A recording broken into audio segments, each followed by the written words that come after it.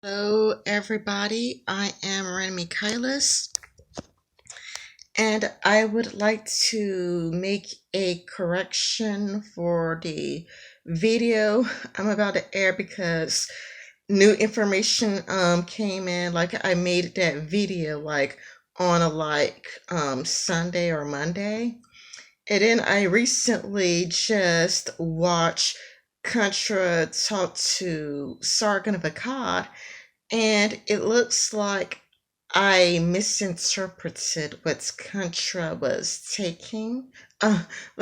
saying. So it seems like the video that I'm about to show you, I'll still air it anyway, but it seems like it's based on a misinterpretation of what Contra was saying. And so the video was an accidental straw man. Like by accident, I straw man Contra's position. And I didn't mean to straw man Contra. I didn't mean to. I thought she was saying I thought she was saying, don't ever address the points of the other side, don't, do this. And I, I inferred it, I inferred it. I misunderstood her. I took her out of context, and I cannot in good conscience just show this video without this correction, because lying about people is not what I'm about. I'm not about lying about people, and when I make a mistake, I like to correct it. And it just seems like I got Contra's position totally wrong. I accidentally misunderstood what she was saying, and I just misunderstood her. And the reason why I'm still airing the video is because, when I promised a friend that I would do it, and I don't like lying. I don't like lying, so I don't like to be like, oh yeah, I'm gonna do this video on Contra, and then, a friend's like, where's the video? You said you're gonna make a video on Contra, why didn't you do it?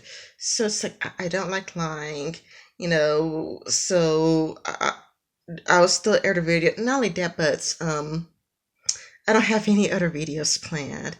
I really don't have any other videos planned. So, it's the only thing I've got for right now. But to Contra, I'm sorry for taking your statements out of context. It was accidental. I misunderstood you. It wasn't, deliberate. Like, I wasn't trying to be mean, vindictive, or nasty. I just didn't understand you, so I went with my interpretation. And I accidentally misgendered Contra somewhere in the video. And again, that was also an accident. I'm honest, I'm straightforward. But again, I'm not about being rude or mean or nasty. I do try to have a polite, civil conversation with other people, because it's worked well so far with me and Christiosity. It's worked well between me and Micaiah B. It's worked well between me and the ranting feminist. It really does seem like when you try to have a civil conversation with the other side, you could just, you really could move forward, and you really could just, build relationships and come to a mutual understanding. It's worked well so far, so I just don't want to just I don't want to have any dishonesty in my channel, so I do try my very best to correct my mistakes when I spot any. Thank you for listening. And, enjoy the video. Bye bye. Hello, everybody. I am Miranda Michaelis, and I'll just go ahead and address this now just to get it out the way. Yes, I am wearing long sleeves. My arm is full of bed bugs bites. The bed bugs have been biting worse, either equally as bad or worse than working outside where I got mosquito bites. It's just, the bedbug bites are uglier, grosser, and harder to get rid of. Anyway, today is going to be a video response to Contrapoints.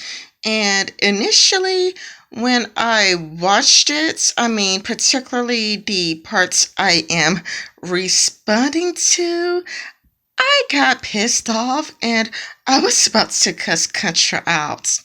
But then it's kind of a lot like me and Contra. We have like mutual friends, We have a mutual friend in Chrisiosity, and it's kind of a lot like, for me, it's kind of a lot like, like being friends with Chrisiosity is like, I was just gonna like, curse Contra out, but then it's like, I decided not to, not only that, but, I'm in pretty good terms with like ranting feminists, so I would just be a little bit nicer and just, get to the point. But when I initially watched this bit that I'm responding to, I just got very annoyed and pissed off and really, really angry, but here we go.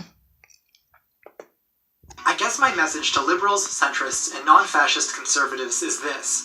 If you care about even one person of color, or queer person, or immigrant, stand up for that person by opposing the alt-right and its allies. Okay, it's like using that term person of color, and it's like I can speak for myself. I don't like the alt-rights either. I think the alt-rights is a problem, but it's kind of a lot like I don't want to be used as a tool for Contra to make her points. I don't want to be used like a tool. I could speak for myself, and it seems like Contra is emotionally blackmailing people or sending people to guilt trips, and I would prefer to speak for myself than to have Contra emotionally blackmail people or send people through guilt trips. And yes, the art is a problem. I think Richard Spencer's a problem, but it's kind of like, for me, I believe we must debate their ideas. Their ideas should be challenged, not censored, and this is also like where Contra and I disagree. I believe that we should challenge these ideas, and if we challenge them, they would probably seem foolish anyway. We must challenge their ideas because it's like the Streisand effect. The more you silence somebody, the more popular their ideas grow. So I am concerned about the Streisand effect playing out, or the forbidden fruit theory. Like, the moment something gets taboo, the more it's interesting. And by making, the alt-right taboo, it's more interesting. And, it's like the left forgot how a teenager's brain works. Forbidden fruits theory. People are attracted to what is forbidden. When you make something taboo, you make it cool, interesting, and edgy. Or the Streisand effect, by censoring something, it becomes even more popular. So to me, it's, better to not be lazy. Not be lazy. Just pick up a book on archaeology, pick up a book on genetics, and debate the alt-right and have them look foolish. Do not give them a platform. Do not give them a platform. Okay, here's a problem with that.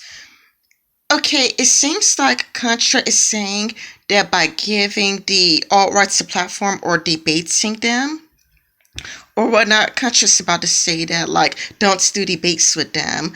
But it's kind of like the problem with that is who is the very first people we tried to debate with? Feminists.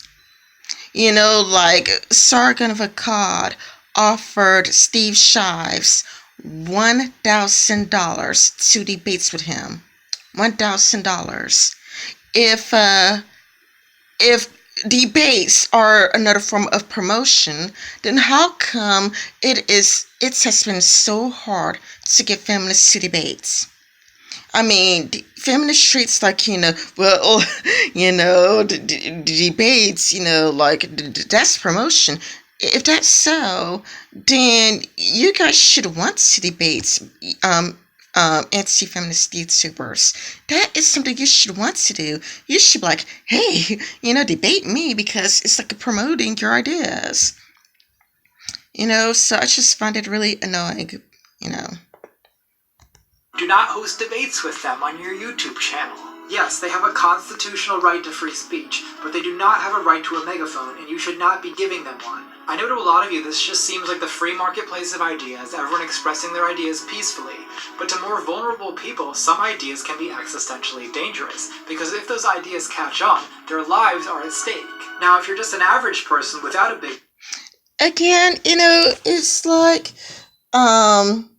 I do think it's great for like Sargon and whatnot to debate the alt-rights because it is important for their ideas to be challenged. Because the moment their ideas are challenged,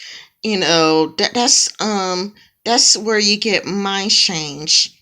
Oh, and this used to be a boys' room, I didn't decorate it like that. That was like that, when I got here, it used to belong to a little boy. Now I own it. But yeah, when it comes to, people of color, whatever she wants to call us, she, whatever, it's like, yes, if the alt-rights ideas became really, really popular, that would be bad for black people, because we've already been through this before. But the way you do this is through debates them. We have to debate them because if we don't debate them, they're gonna be like, gotcha. You can't even debate us. That means our ideas are correct. And teenagers are going to be like, wow, people can't even challenge this idea. It must be correct if so many people are afraid of it. If we want to put an end to this, people must know why it's wrong. And if people don't know why something is wrong, then they are going to be susceptible to thinking like that. Platform, then you actually can debate, and you should be debating. Argue with your friends who are getting kind of alt-righty. Argue with your family. Argue with your coworkers. Let them know that you don't agree. Make them listen to a different perspective. And if you're someone who's gotten involved with the alt-right... Okay. Not everybody is good at debating. Not everybody is all that's good or talented at debating. People usually look up to their favorite YouTubers for debating skills to know what to say.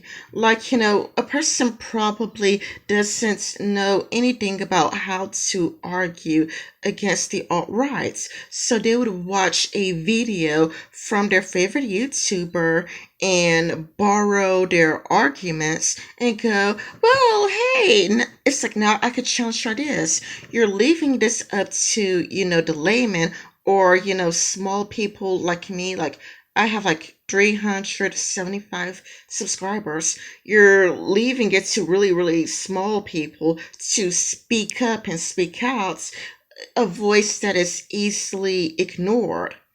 it is easily ignored. So it's like you haven't really thought this all the way through. Even if I had the best arguments against the alt-right, because I'm small, it would be ignored. Unfortunately, people only pay attention to the big names. So I would like it to see the big names challenge the ideas. And again, your average Joe probably doesn't know how to argue against the alt-rights and is looking to their favorite YouTubers for guidance. A person is probably like, well, I don't know what to say. I don't know how to argue against this. I don't know much about genetics. I don't know about anthropology. But a person could watch a video from their favorite YouTuber and they'd be like, oh, okay, now I know how to argue these points. Because that is what many atheists did. Many atheists are like, I don't know how to argue against this. I don't know how to argue against that. They would watch a video from the Amazing Atheist, then they would go to their Christian friends and they'll argue the Amazing Atheist points. Or they would watch a video by Dark Matter 2525 and they'll go, I never thought about that before. Then they're going to go to the family and the friends and they're going to argue the points of somebody who's their favorite YouTuber and they're going to change minds. You ignore how persuasive YouTubers could be at changing minds. If a person looks up to Sargon and Sargon speaks out against the alt-rights and it's like, man, I think they're stupid idiots. People are going to be like, well, now that Sargon thinks that the alt-rights are stupid idiots, I now think that the alt-rights are stupid idiots. You ignore how influential these YouTubers are, and some YouTubers are so big that they are household names.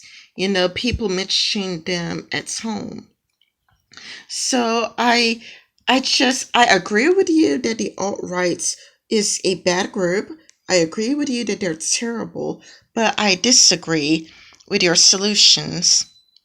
All right, everybody. This has been Ren Michaelis. If you enjoyed this video, be sure to like, comment down below, and subscribe. And please continue watching for more contents. And, if you really like me, be sure to share my video everywhere. Share it on Gab AI, share it on Minds, share it on Twitter, share my videos everywhere. And again, I'm also on Minds. I'm also on Gab AI. I'm here, I'm there.